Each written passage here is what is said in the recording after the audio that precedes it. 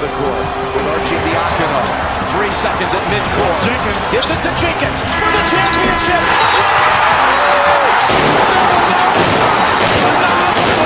The national champions. For one last time, our NCAA special, not one last time for the Bounce. We are back. Yeah. Welcome to the Bounce, folks. I am James. That is Kev with me right there. Kev, how are we doing tonight, my friend?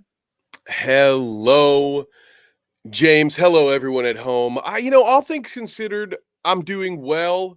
I'll be honest, the basketball fan in me is very sad right now. James and I just lived through something together, which I guess is going to be our cold open here. But also, we'll talk about my NBA pain and suffering soon enough, too. So, James, do you want to tell? I feel like this is, as much as it hurts me, this is probably more your story to tell. And Nate is on it right here. What did we just do? Why were we minutes late to the show tonight?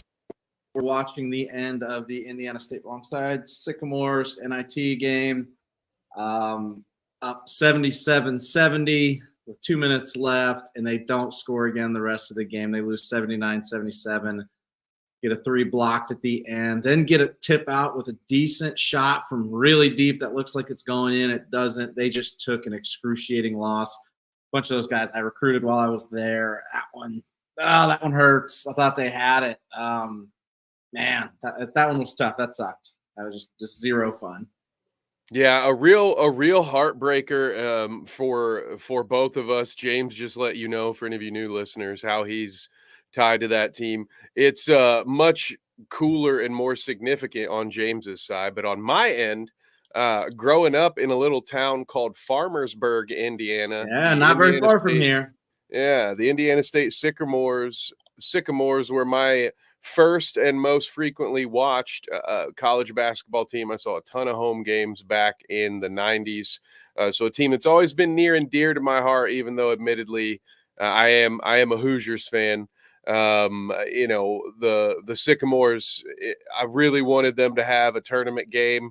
Could have been in the tournament, and then this was awesome. This was a perfect consolation, right? It's like, fine, they'll win the NIT, and that'll be cool. What a great run.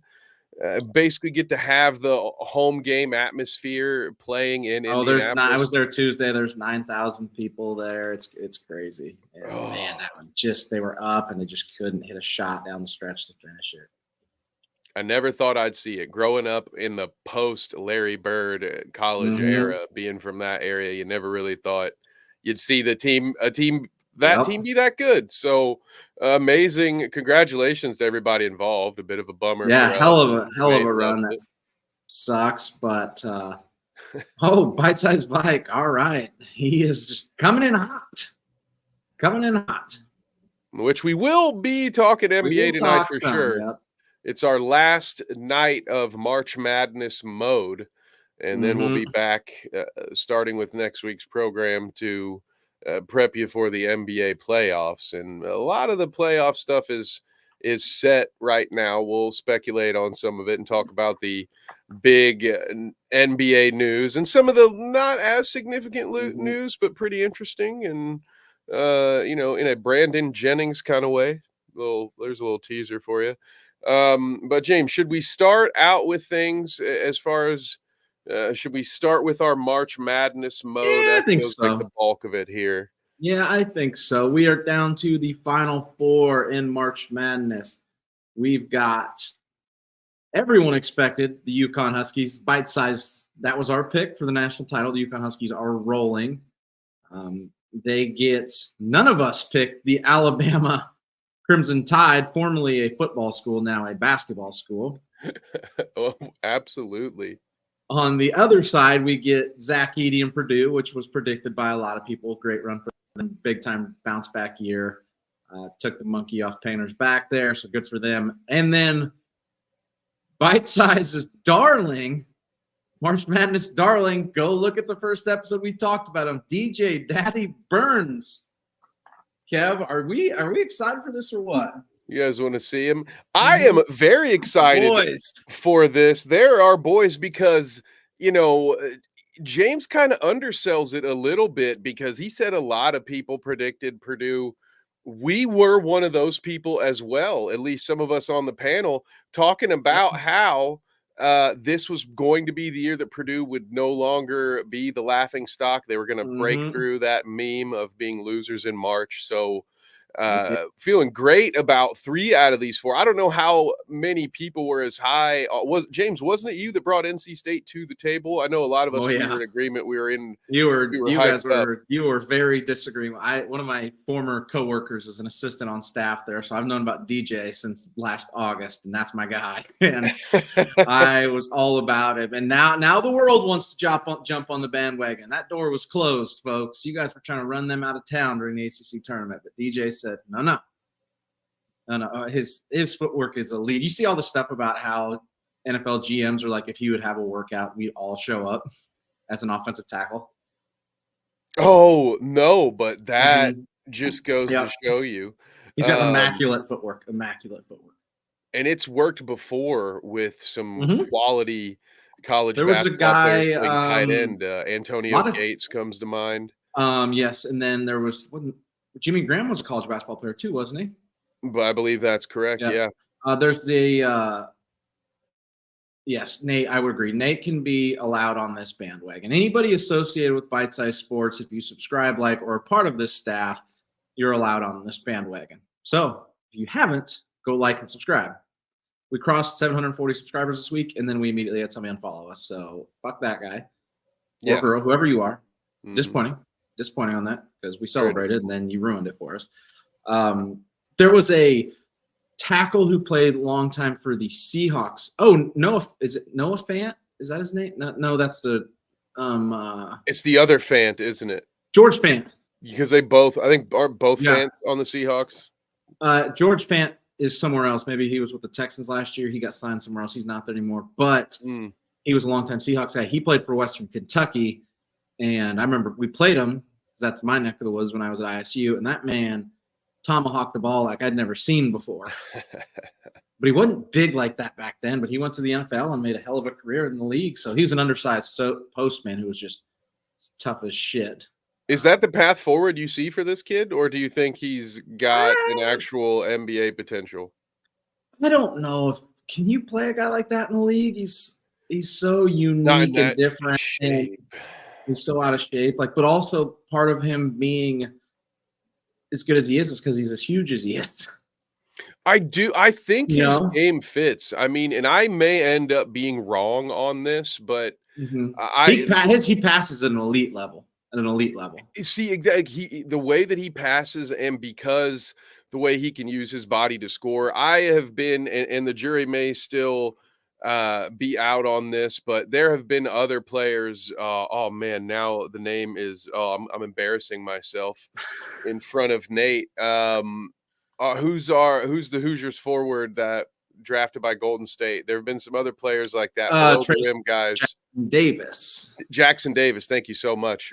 Guys who are kind of below the rim, sort of not freakishly athletic, but have a high basketball IQ that can score inside the arc, that I do think they can contribute at least in a rotational sense and play some valuable minutes and score some buckets. So I think if he could have some sort of Kevin Love-esque transformation, if you remember now, apples to grapefruits, but he was a chubbier college kid too. People tend to forget that how much different Kevin Love looked in college. Shaven head. He was egghead like us. He was fat. Bigger. He wasn't fat like DJ Burton's fat. I loved it. DJ's got immaculate footwork. Nate's got a couple of comments. He says he thinks he has better odds than Edey. I would agree. I don't think Edey can play D in the league. Like, he just doesn't move well enough. I agree. Trace Jackson Davis ended up in the right place with Golden State. Will end up with a good career, and Burns could get there. I could see it. I could see he's going to develop a little bit of a shot, but man, you can't talk enough about how good his footwork is in the paint. So one thing, like, if you're paying really close attention, you're like, how the hell is this guy scoring? It's because he's destroying people. He's getting great position, and just his spin move's so deadly. He's got such nice touch too. Now on the flip side, like, he'd be a hell of a tackle. He would. I don't know if he's tough enough. I don't know anything about that. A great comparison here. Big Baby Davis can have her career, so can DJ Burns. Pretty valid. Pretty valid. DJ's better than Burns, or is definitely better than Big Baby was coming out. I would also say, hopefully DJ Burns doesn't go with the same post-NBA career as Big Baby Davis, but I am not. I was gonna say I'm not anti-sex work, but I'm just saying, hopefully he doesn't have to resort to that unless it's a real passion project for him. Mm-hmm. Looks like our third host has showed up today. Keebler, how are we doing? I'm doing pretty good. How are you guys doing? Not too bad. Keeb's out there starting the real world, new jobs and stuff, and a busy man. Oh, yeah. What up, Keebs? We both apologize. We're sorry, bud. We're sorry about the news today. Yeah. No, it's okay. Sucks, but we've played most of the season without him, so we're just gonna have to. That injury usually ends up in that. It's the Steph Curry injury from last year. It's so hard. It's on the joint. It's hard to come back from. Nate says, "Is Keebs in mourning?" And so, yeah, we might as well just, should we pivot into that real quick since we've got Keebs here? We'll come back to it because I have an Alabama Crimson Tide question for Keebler. Ooh, Keebler, have you watched play at all yet? Lay it on me.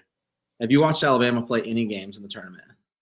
Not really. I've watched some highlights, but other than that, this guard, Mark Sears here, who's down there on the bottom right, they're calling him like the college Jalen Brunson. Lefty, light-skinned, shoots the shit out of it. Averaging like 21 and something. Let me pull it up. His stats are outrageous, but people are like, he's the college Jalen Brunson. So I didn't know if you'd watched him at all to be able to confirm or deny this. 21.5 points per game, 4 rebounds, 4 assists, 50% from the field, 43% from 3 on 6 shots a game. Dude is killing it right now. Yeah. Sounds pretty identical to what Jalen's putting up this year. A little less points per game, but in college, 21's pretty impressive. Yeah, because it's slower. The left-handedness, like that's where I think the easy, like the cheating connection is already just kind of connected them together. How is it in terms of like size comparison? Like 6'1", 185. So right around the same physical stat. Yep. Yeah, they're like literally pretty close to each other. Started his career in Ohio. So yeah, we can go on that. Let's just we all want to see UConn versus DJ Burns in the national title. We want to see either 2-time defending champion or upset by Big Daddy Burns. Yeah, I mean, I would love to lose this. I would love for the team to win the national championship for it to be the team that we lost to. So, yeah, I'm gonna just roll with NC State for the rest of the tournament. Yeah, Big Dookie over there. Yeah, they struggled there. They were playing decent the first half, but like it just never felt like they pulled away like they should have. And I was always like, man, I feel like they're playing much better than NC State. And NC State would be like down 6, 8, closed out on a little bit of run, and then they just took it to them in the second half. Yeah, I don't know. It was a good game. I don't exactly know what happened. DJ Burns just kind of took over. That happened. The DJs happened. Jared McCain, I think, dropped over 29 or 32, something like that. It was a good game, but Filipowski didn't do much. Yeah, I'm more excited for next year when we got 2 top 5. You got Cooper Flagg coming, man. Cooper Flagg is a dog. He's so good. I'm very excited for that. That'll be great. That'll be very fun next year. Very, very fun. So bite size is picked though. UConn is still in it, boys. We got. I'm gonna say we called it here, but we did. Nate, I was just going to bring that up because I knew you were in the audience and you had shared it, and I thought that was hilarious. You got any Trailer Park Boys fans in the audience and heard the Cooper Flagg video? What up, Only Mistakes? Where he just kept saying, if you've watched Trailer Park Boys, J-Rock says, know what I'm saying a lot. And Cooper Flagg dropped probably 4 or 5 know what I'm sayings in about 27 seconds. J-Rock famously once said, why you counting my know what I'm saying? Know what I'm saying? You taking a know what I'm census? So there you go. That one's for you, Nate. Shout out to Duke, who another one again. At least one of your beloved eggheads on stage was hyped for. So Duke was another one I feel like we can champion. Go back and watch the tape though. Can't remember exactly how far we had Duke, but old Kev's doing well in his office pool right now too. I was doing good until after Friday last week. At 14-16, I was bragging about my bracket, and then both days I went 1-4. And I'm like, well, that ended quickly. And it's gone. And it is over. So I was trying to fix the settings so I could change Keebler's avatar so it wouldn't be mine. But I've struggled. I haven't been able to find. I think I'd have to actually leave the studio to do it. So sorry, folks at home. You're seeing my face twice. I'll fix it for next time. But yeah, that is not. I'm not doing ventriloquism. That is in fact Keebler down there. Yeah. I don't know why. My computer always does this sometimes when I try to go in. It just says there's no camera. So usually I have to restart my computer, but I just didn't have the energy to. So yeah, I've had that happen. It was doing it with my laptop Mac camera built in for a while too, which was really annoying. Shout out, Nate brings up Tennessee. Shout out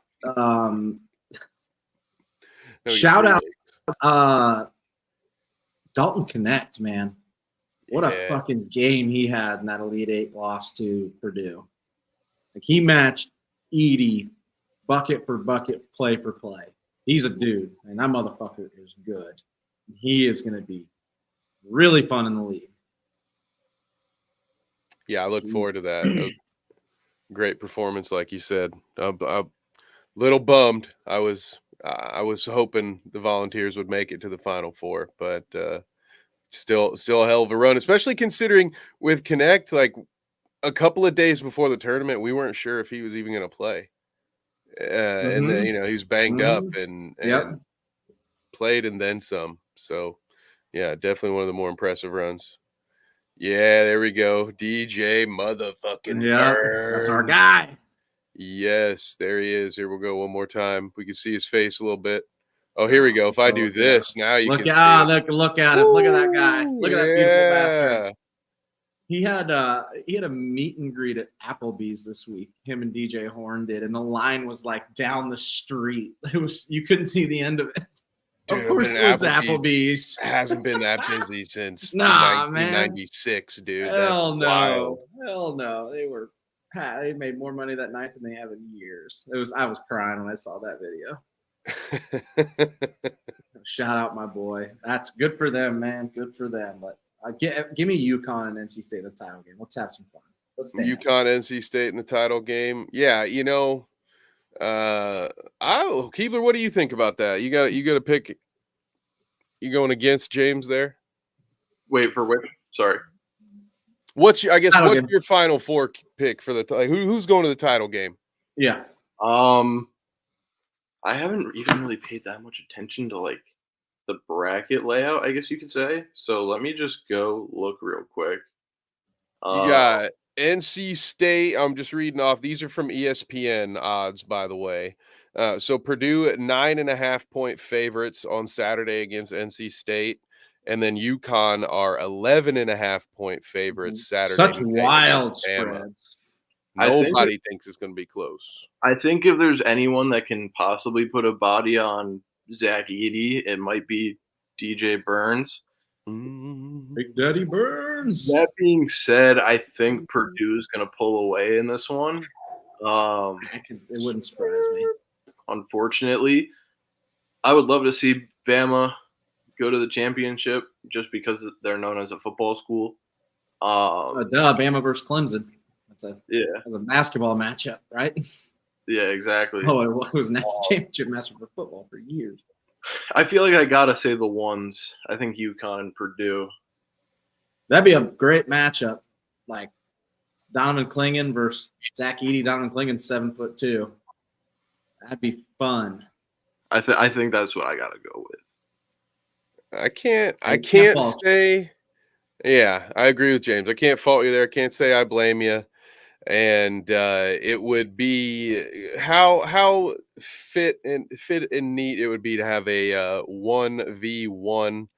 All those years I remember being told in brackets, never go chalk like that. Never put, it's never 2 1 seeds. Oh, I thought you meant like 1 versus 1, like DJ Burns versus Zach Edey down the post. That's what I was saying. Oh, well, that is absolutely what's going to happen. But awesome. You lead me to my greater point, which is I am going to ride that hot hand. A wise man told me in this very chat before we solidified all of our March Madness picks that the 12 versus 5 was out and that the 11 over the 6 was the new hot upset. And I am going to continue to ride that. Give me NC State versus UConn. Little spoiler alert in the thumbnail. You can see where I think it's going, baby. Well played. Left side, strong side, as one of my favorite fictional football players once said. There it is, folks. That puts me. What, James? Are you and I in sync on this one? Is that how that shook out? Okay. Give me Donovan Clingan versus DJ Daddy. So it's time for the championship predictions. Should we start back with you on that one? You going against UConn to win it all? I can't change. The bite-sized crew spoke. We picked the UConn. I will not back down from that pick. God bless DJ Burns and K. Rich and DJ Horn, but I cannot back down from UConn. Ooh, let's see. Will I switch it? I don't know. Keebler, what about you? You sticking with the Huskies? Are you going with Purdue as our champ this year? I think I'm going to go UConn. Stick with my original pick. As much as I want to do something cool and swerve, I will not manufacture drama. I will not manufacture a fake show. We're not fake. I'm sticking with the Huskies. That's where we went. That's where we were comfortable then. We're comfortable with it now. Lock it in.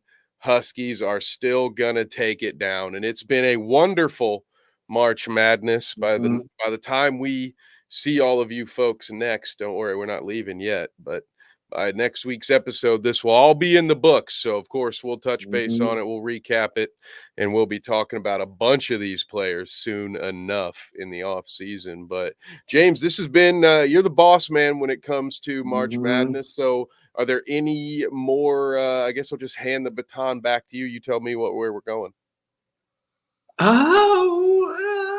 I don't think I've got any more Final Four stuff. Shout out like Alabama and Nate Oates and that runs awesome. Good for them. Purdue and UConn have been powerhouses all year. And then DJ Burns. I mean, it's NC State's first Final Four since they made it with Valvano and won the title. I think it was 83. That's fucking insane. That's right. Yeah. Don't give up. Don't ever give up. Yeah, man. They took on Phi Slamma Jamma. Believing. Won through the ACC tournament, and now they're rolling. No, that's all I've got for that, Kev. It's going to be a fun weekend. That's Saturday, Monday for anybody paying attention. Going to be awesome, but the show must go on, and we do have NBA coverage to talk about. Ooh, it's NBA. We have to go back to our regularly scheduled programming. Time. That is right. And now before we talk about all of the eliminations that have been solidified since we last talked, let's go back to Nate's comment here and talk to Keebs a little bit more about the Julius Randle announcement, season-ending surgery there. Obviously going to be a disappointment, but I won't bury the lead. Keebler, I'm just going to ask you, how do you feel about your Knicks' chances going into the playoffs? I think as it sits today, they're the 5th seed. I'll have to double check to see exactly how many games they're out of that 4 spot. They are. I got it in front of me. Give me 1 second. Perfect. Yeah. So they are a half a game behind New York or behind Orlando. Orlando's 45-31. New York is 44-31. Very possibly could still have home court advantage in the first round. Thank you, sir. So Keebler, I'll put it back to you with the Randle news. Are you concerned? Is this a wasted season for the Knicks now without this guy, or are they still a title threat in your mind? So I think it's very unfortunate. it was said that he re-aggravated the injury about 5 weeks ago after being cleared for full like contact scrimmages or practice or whatever. And then it went right back to square one. So after trying to do rehab, then he ultimately decided to go with the season-ending surgery. I don't disagree with the decision whatsoever. I forget who it was, but we were talking about a player, and I said that they should go for the injury aspect in the long run. I think it was Embiid with his meniscus. I don't know. I'm more of like a long-term picture, and I just want to see him get good, get healthy as soon as he can. But I think he might have played his last game for the Knicks, not knowing.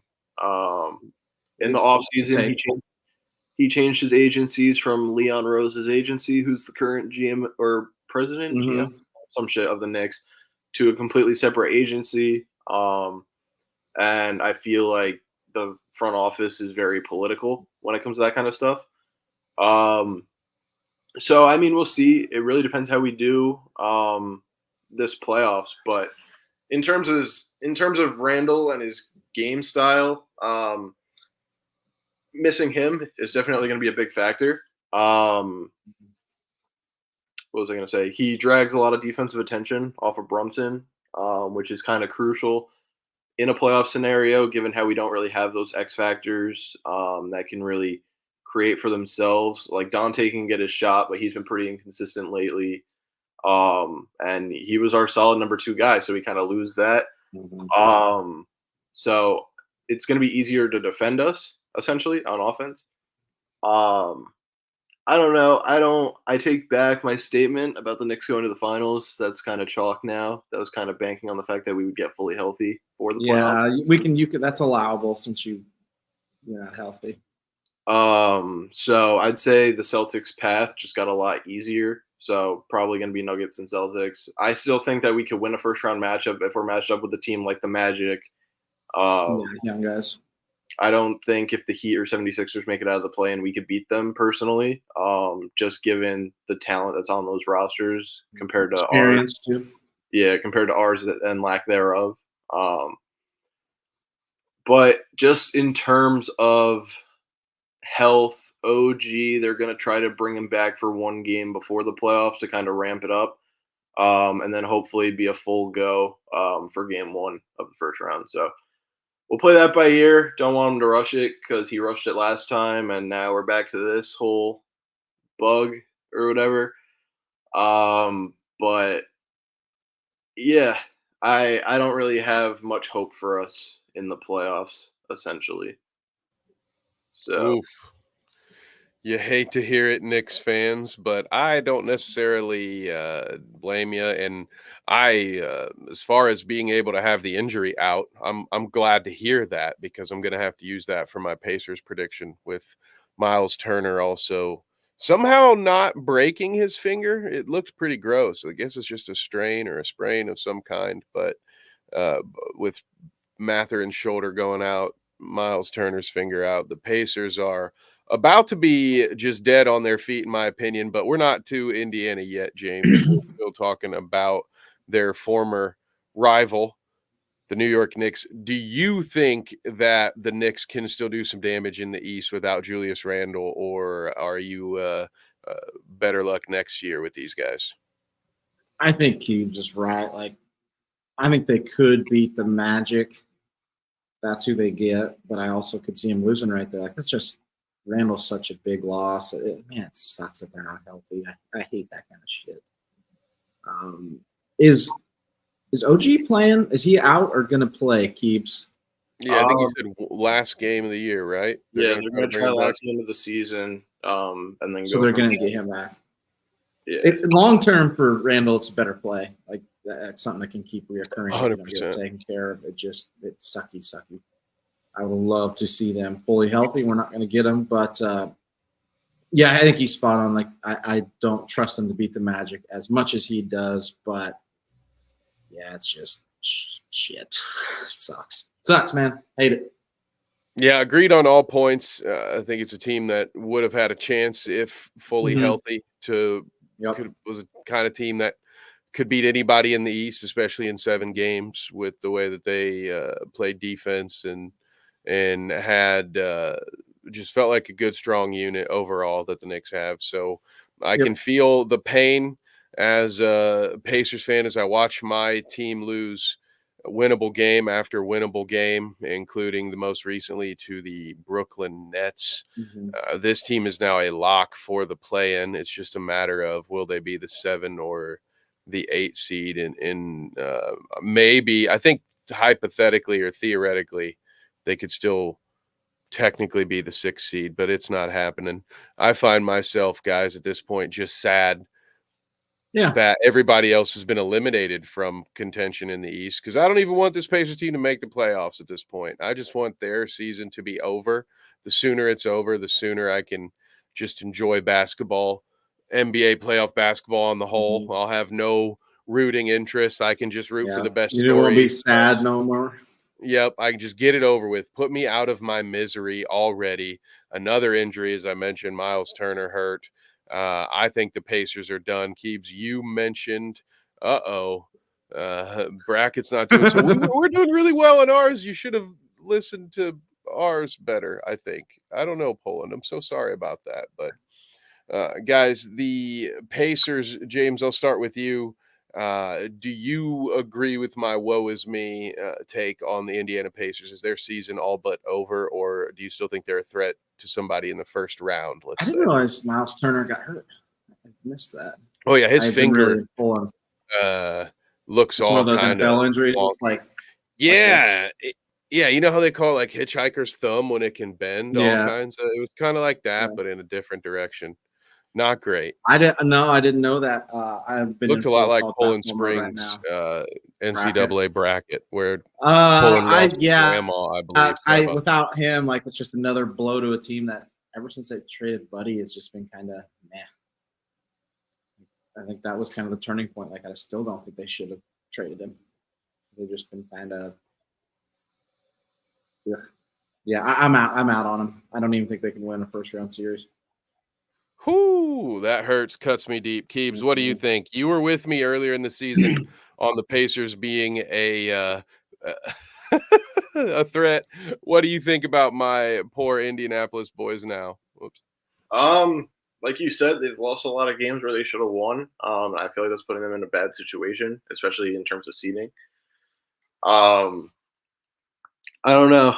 I also kind of rescind, no offense, my take that the Pacers have a shot at the conference finals. I'm gonna rescind that take. But just bottom line, I feel like they rushed Haliburton back from injury. He hasn't been playing back up to 100% until very recently. Yep. Even then, he hasn't been 100%, but it's still 90% probably, if I were to guess. I don't know.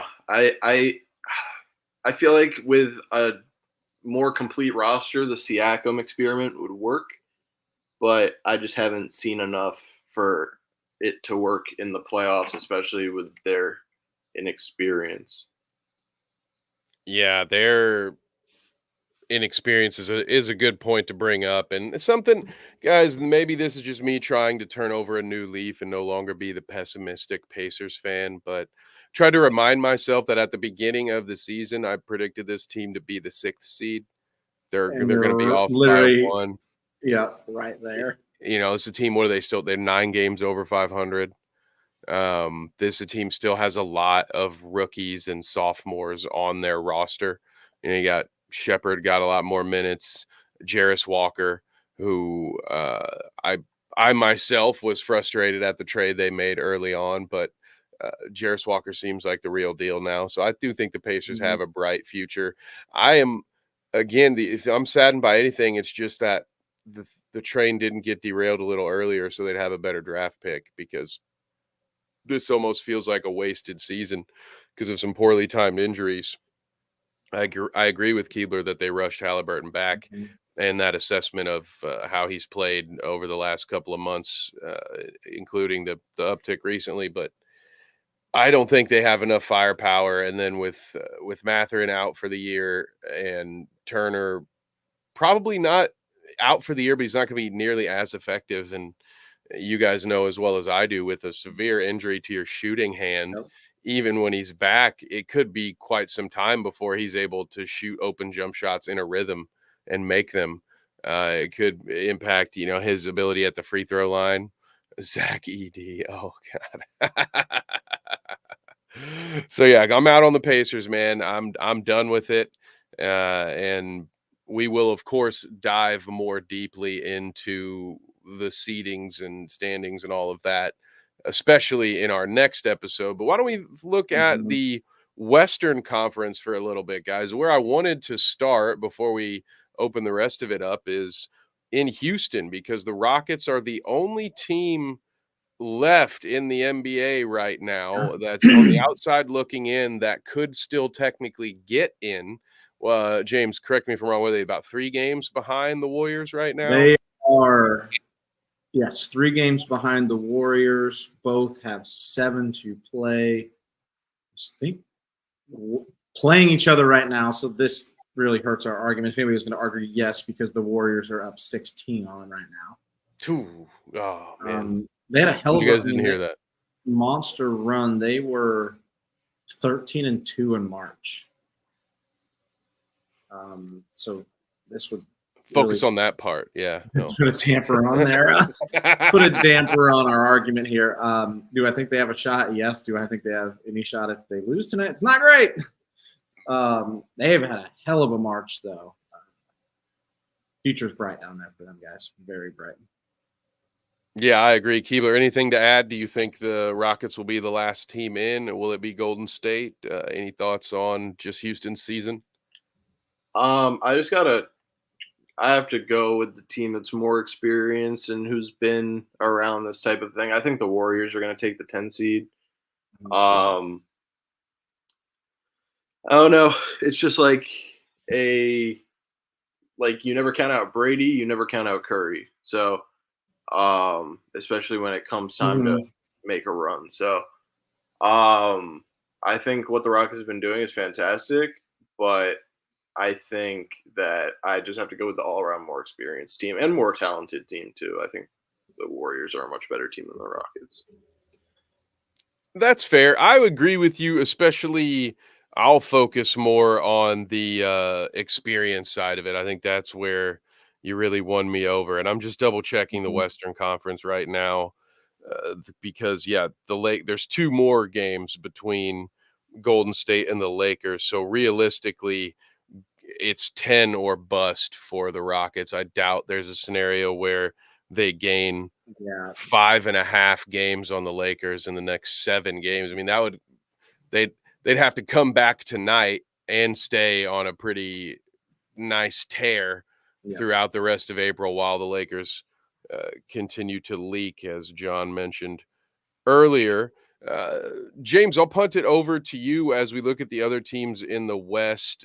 Your Nuggets are tied with John's Timberwolves and Oklahoma City right on their heels. Any thoughts on that in general? Take it whatever direction you'd like, sir. I want to look and see. So they've both got 6 games left before I pronounce Denver's conference to lose. I just want to look and see who they've got. So tonight, Nuggets got the Clippers, then the Hawks, then Utah. They do play Minnesota on the 10th. San Antonio, Memphis. So they've got 4 that should be autos, which is good. Let's take Minnesota here. Minnesota, Lakers, or Phoenix tomorrow, Lakers Sunday, Washington, Denver, Atlanta, Phoenix. I think Minnesota has a tougher run there. Ooh, that is a bit Phoenix tough. Twice, Denver, and LA.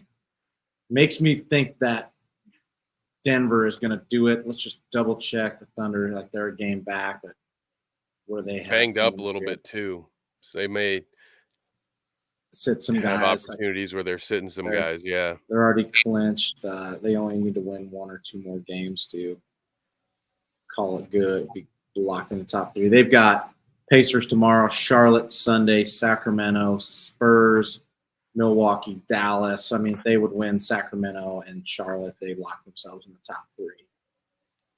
How about the fact that all 3 of those teams are in the Northwest? They got to look out for that Pacers team, man. That's the Pacers team that loses to the Nets is very dangerous. Could beat the Thunder. It shouldn't make sense. I will stick with Denver just based on going through all their all the numbers there. Like, I'm gonna stick with Denver. Okay, I like it. Keebler, you kind of already told us where you thought the West was going when you were talking about Boston earlier. So I know you mentioned it might be Celtics Nuggets, but any other thoughts on the West? Is there any spot that you are paying attention to in the standings where you're intrigued by a potential matchup? I think with how the play-in's currently set, I would probably have the Lakers and Warriors coming out of it. Probably Lakers 7 seed, Warriors 8 seed.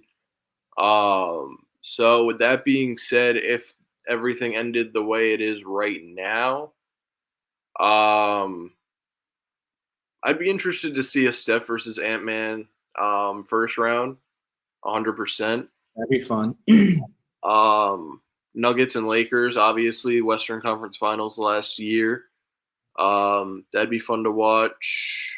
And then, since the Mavs are my second favorite team, I'm kind of inclined to say Clippers Mavericks for like the 8th time in the past 3 years. Or whatever it's been. I just need to see the Mavs beat them at least once in my lifetime. So that would be a great matchup. KD versus the Thunder would be cool. I think a hot take, the Suns would win out that series in probably 6 or 7. Ooh. But in terms of finals, if there's anyone giving the Nuggets a run for their money this year, I think that it's going to be either the Mavericks, who have shown that they can beat them in the regular season, and the Timberwolves, who have also played really well against the Nuggets this year and match up really well, especially with Rudy Gobert defensively on Jokic. I feel like that would be fun to watch how second best behind Wemby, how the second best defensive player in the league fares against one of the best offensive players in the league. I feel like that'd be a lot of fun to watch too. But ultimately, I have the Nuggets coming out on top, going to the finals, and most likely beating the Celtics. So, yeah, I'm with you guys. I think it's going to be the Nuggets, and I agree with Keebler. John's going to like this, that more than likely the best competition for the Western Conference Finals, should they match up, will be the team that some Nuggets players themselves said was their hardest out last year, which was the Minnesota Timberwolves. And it's a Timberwolves team that's even better this year than it was last year. Yep. So for my money, that's the biggest threat to the crown. And I would love to say the Clippers, but I got bit by that snake last year. Don't fall into that. Don't do it. Don't do it. Fall into the trap. I refuse to do it. Don't do it. Give me Denver out there in the West. Now, earlier I mentioned the name Brandon Jennings, and for those of you who maybe are a bit younger or just don't have the same appreciation for your random 50 pieces in the NBA, Brandon Jennings is famous for maybe being one of the most random 50-point scorers in NBA history. Had a bit of a Linsanity run, if you will, in his rookie year, playing for the Bucks, and never really could string it together. Well, James mentioned this in the pre-show. We had another, in my opinion, pretty damn rare 50-piece in the NBA. James, do you want to tell the folks at home about the newest member of the 50-point club? Oh, I have to look because it caught me off guard. Pistons reserve guard Malachi Flynn puts up 50 in a loss to the Hawks. Let's go through his season stats real quick so we really know what's going on here. Out of San Diego State, 2020 draft pick. He's averaging 5.3 points, 1.7 rebounds, 1.7 assists on the season. Okay, so this makes a lot of sense for a guy that's going to score 50, right? Fucking scored 50 against the Hawks on Wednesday night. Career high, obviously. Previous career high was 27. He was 18 and 25 from the floor, 9 and 12 from free throw line, 6 rebounds, 5 assists, 5 steals. He doubled his career high. Man, people got to be circling the Hawks on the calendar, right? Like reserve guards are just like drooling at the idea of getting to play against the Hawks. Maybe get a better contract next year. What a deal! That's wild. I don't know if he's the third person off the bench ever to score 50. Jamal Crawford did it for Malik Phoenix 2019. No, Nick Anderson for the Magic in 1993. Oh, Nick Anderson, dude. Yes. Like, it's something. I'm very confused by it, but good for him. You know, good for him. Yeah, shout out to my brother, I'm a Pistons fan. Keeper, you got any thoughts on the Malachi Flynn 50 piece? And how he had a little 5-minute stint with the Knicks. I don't know, making that Burks trade seem a little worse. Given how Burks has played absolute dog shit. I don't know. I mean, it's cool that he's getting an opportunity to shine in Detroit as far as shining can go in Detroit. I don't know. It's cool, to say the least. But you can claim him now. Yeah, that's former Knicks legend Malachi Flynn. You know, of course he did that. He's a Knick. It was his time with the Knicks that got him to be that 50-point player. Yeah, he's evil Dante DiVincenzo. So Dante DiVincenzo. Sorry, I'll see myself out. But see yourself out, sir. Any live score updates, gentlemen? I can get it pulled up here on my end, but we've got some games tonight. I would love to announce that the Knicks are up on the Kings by 10. They are. 5 seconds left. Probably gonna win. That feels good behind a Jalen Brunson masterclass, 34 points and 11 assists, and Josh Hart with a random 31 points on a Thursday night. DiVincenzo added 21, right? Yeah, they had a good game. 76ers beat the Heat, came back and beat them. Warriors up 16 on the Rockets with 9 minutes left in the fourth. Mavericks beat the Hawks by 14. And we got Nuggets Clippers tonight too. Has not tipped yet. Getting ready to. Oh, that's a fun one. Let's see who's the favorite right now. ESPN's got that Denver 3.5 point favorites on the road against the Clippers. That one's interesting. Keep a look out there. Sixers beat the Heat by 4, and then of course, oh wow, the Mavericks dropping a dismal 109 points over the Hawks. That's cause for concern, Keebler. Doncic only had 25 points. After a scoreless first quarter. At first I thought it said he had 25 points in the first quarter. And I was like, damn, he didn't do anything the whole rest of the game. Pardon me, but no, it was the opposite. So congratulations to you on the Knicks and the Mavs getting a win tonight, Keebler. Warriors still looking pretty comfortable against the Rockets. Probably not going to have any surprises there with 8 minutes. Oh, boy, Jackson Davis just got a block. Look at that. So I guess that will bring me to the weekend preview, gentlemen. Before I pull that up, James, were there any other stories that we missed? Anything else we want to cover before we get into this segment? Nope, that's what I have. Like I said, I've been mainly NCAA tournament mode. So we hit you've been running the NCAA stuff, but I just wanted to make sure we hit them all on the head.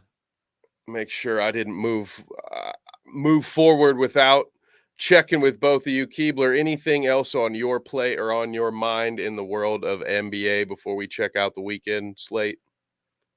No, not really. All right. Well, wait no further, gentlemen, because I'm about to pull up our weekend preview. Once again, thank you to everyone who has tuned in so far. We love this. A couple weeks in a row now where we've had 50 plus live viewers. We greatly appreciate that. If you could, give it a like on whatever platform you're on, repost it if it's on Twitter. Leave us a comment below. Please subscribe on YouTube if you could. We are on the march to 700. We're almost there. Only 10 subs away from 650. So thank you all again so much. Gentlemen, what matchup sticks out most to you on this Friday night? Actually, let me adjust the sizing of this a little bit so we can see a few more people. There we go. See a few more games, that is. So we've got Magic, Hornets at 7, as well as Thunder, Pacers, Blazers, Wizards, Kings, Celtics, Knicks, Bulls, Heat, Rockets. You see the list there. We'll start with you on this one, Keebler. Any of these games sticking out to you on Friday? For Friday, I'm liking the Spurs and Pelicans should be fun. I think that the Spurs should not be 10.5-point underdogs. I think that should be closer. Especially if Wemby's playing. Absolutely.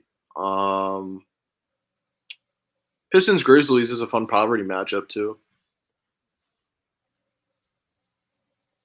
You worried about the Bulls taking on your Knicks on Friday? I fucking hope not. The Bulls are favored too, so if you want some, why are the Bulls favored? If you want to get some good value, then take the Knicks money line. Probably because whoever's working at ESPN doesn't realize Julius Randle's been hurt for a while, and so they just saw a headline. Yeah, Randle's out for the year. Oh, they're screwed now. Not I shouldn't make such baseless claims, lay them at the worldwide leader in sports, but here I am doing it. James, anything else sticking out for you on Friday night? There's Golden State, Dallas is fun. Minnesota, Phoenix is fun. Oklahoma City, Indiana, Sacramento, Boston. Who knows if Boston, how many of their dudes they'll play? They don't have to. They might though. So we got some playoff implication stuff there. Going down the stretch here. There's some fun games. Yeah, it's not too bad. I'll get Saturday pulled up. I miss the days when I could just show the whole slate on the screen at once. They're just inundated with ads now, so bear with me. That's why you use something that blocks them, bud. And then you end up with this. Well, there we go. Ad blocker James to the rescue. Yep. I'm going to stop my share here. There we go. Oh, would you look at that? So much better. See, I was really struggling. Yeah, that's what you were looking for. Trying to remember the 10 o'clock games when we're looking at the 3 o'clock game. So, all right, James, as you got the magic touch, you seen anything on Saturday that tickles your fancy? Saturday. I guess Cleveland, LA is fun, but other than that, Saturday's kind of creepy. Not so great. Yeah, I'm out on Saturday. I'll be watching night one of WrestleMania. It looks like. Keebler, anything for you on Saturday? If not, take us into Sunday. Saturday, Cavs Lakers should be fun. I think that'll be a good game. But keeping that short and sweet, going into Sunday. I think a battle of the poverty, Marlins and Cardinals should be a fun game if we're talking baseball. I was like, what are you talking about, bro? I just love watching bad teams compete against each other. So I'll go Wizards Raptors.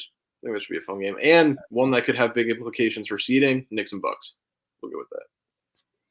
Oh, Knicks Bucks. Yeah, that one's probably the most important one. I see Minnesota, LA down there, 10 p.m. on Sunday. Maybe if you're fighting off the Sunday scaries, you don't really want to go to bed and face the cold reality of a Monday morning yet. Just stay up late and watch the Wolves take on the Lakers. That could be fun. Another poverty battle. A good playoff battle. Excuse me. New Orleans and Phoenix, James, are kind of like that potentially. Yeah, be one that I might watch. What else are you looking at on Sunday? Really hit up all Cleveland, LA's down there. Houston, Dallas is probably fun just because Houston's been playing good, but get killed tonight. Miami will pummel Indiana. The New York Milwaukee game is probably the best game on that slate. So, got some good ones on Saturday. Well, there it is. There's the weekend preview. And fellas, that is going to just about do it for us here tonight. Very rare for us to not crack an hour, but that's quite all right. There's nothing wrong with it. Yep. We knew we were in March mode, and there's a lot of what we could talk about tonight that is just going to be our whole episode next week. So why rehash it and go over it? Let's get you guys some of your time back. But before we do that, it's time for the final segment. Where can we find you? And Keebler, we'll start with you, good sir. Where can the folks at home find you when you're not with us? So I can't point to it because my camera's off, but if you look in that little red blob, it'll be at the Nick Stop on Instagram and Twitter. James, where can we find you? You can find me every Thursday here with these fellas. You can also catch me on Twitter, Schmites06, talking nerd stuff and basketball stuff. And then every Wednesday on our sister station, I almost said Swister station, can't speak right now, talking Star Wars on Dweeb. We got a Tales of the Empire reveal today. So I know Kev was happy today. He's been talking about Tales of the Sith for a while, so we damn near nailed it. We will be watching that trailer together here on that station shortly, so you can catch me over there. And then randomly talking Titans and being way too excited about us being the national or the off-season national champions. I love that. And you know what? I didn't even think about that. I'm more hyped about my Tales of the Sith / Tales of the Empire prediction. Was that not last night? I think we were talking about that. Maybe it was. We've talked about it multiple times, and I know you've always been on the Tales of the Sith. Like, you have always talked about that. So I cannot wait to talk about that on a future Wednesday on Dweeb. That's Dweeb with 2 D's on the front. You can also catch me on the Clout Route every Tuesday and Sunday night from 6:30 to 8:30 Eastern. You can find me on Carnage Media's podcast every Wednesday night at 7:30, Carnage Unleashed. We will soon be separating the Wrestling Minute from Carnage Unleashed, so we'll have that program to look forward to as well. Got a month off on the pay-per-views, James, and then I hit it back again in May doing play-by-play for boxing, MMA, boxing, all that great stuff. My friend, a good friend, if I do say so myself, Dylan Budka makes his UFC debut at Fight Night Vegas 90 this Saturday, so I'm pretty excited to be watching all of that. So make sure you follow us on bitesizesports.com if you want to be kept up to speed on all of that stuff. We will also, of course, have our press release, our announcement. Our own sponsored fighter, Gates the Sniper Cook, has a fight coming up on May the 4th, James. So I'm also excited about that. We'll be talking to him, and we will be there physically and in spirit, on the banner. So Bite Size Sports is about to be represented at that live event. Also, quick shout out while we're here to our racing team. Shout out to David Westergreen, the driver of the number 9 Bite Size Sports car. We had a sub out there tonight. We appreciate you for stepping up and doing this for us. It's my literally the only downside, my only regret to this Thursday night show is that our team is always racing. 3 Wide TV, they're in the Oscar racing, and it starts Thursday at 8:30. So while we're here talking hoops, David is rocking the number 9 Bite Size Sports car. Shout out to our other teammate Vince, who drives the Traders Brewing car that Nate, our dear friend Nate, fellow Bite Size Sports co-host, helped me set all of this stuff up. He's been integral to all of that. So I just wanted to say thank you to all of them. Every athlete that we sponsor, we truly appreciate it. And again, appreciate all of you who have watched. If you're still here, please leave a like, give a subscription, share to a friend if you would. And next time you're here, feel free to leave a comment. Shout out to the Clout crew. We had a couple of different Clout Route listeners in here. We saw Poland Spring, Only Mistakes. Nate was in the chat. Kenneth was in the chat. So Bite Size Vikes, go check him out. He's got some articles out on bitesizesports.com. Looking great. Everything is good. I appreciate you guys. Now, you may have noticed I ran a little long on my Where Can We Find You? And that's because we're getting so very close to hitting that wonderful there 50-minute mark. So, I'm just going to buy time for maybe 10 more seconds before we hit our wonderful commercial. So you know what? Listen to Cosmic Jive. I make music, instrumental beats, Cosmic Jive. You can find me on Spotify, drag it out. We're so close. iTunes, all that good stuff. I'm sure I'm forgetting something. Feature film Lonely Legend. My dear friend Noah Nichols. We just submitted that to Chattanooga Film Festival. I have a role in the film. I did some of the audio work. I did some editing. I'm a producer on the film. very excited to be sharing all of that with all of you in the future. But damn, we did it. We made it to an hour. Sorry you guys had to listen to me just pitch to you for the final 5 minutes. We did it. Your reward is one more ad. So yeah. Till next time, folks. Should have thought that through a little bit better, huh? Sports. Are you looking for an energy boost without the jitters? Let our friends at Dubby Energy help you with their fantastic selection of flavors. Just visit www.dubby.gg and use the code BITESIZESPORTS at checkout for 10% off your order total. Again, that is www.dubby.gg. Code BITESIZESPORTS.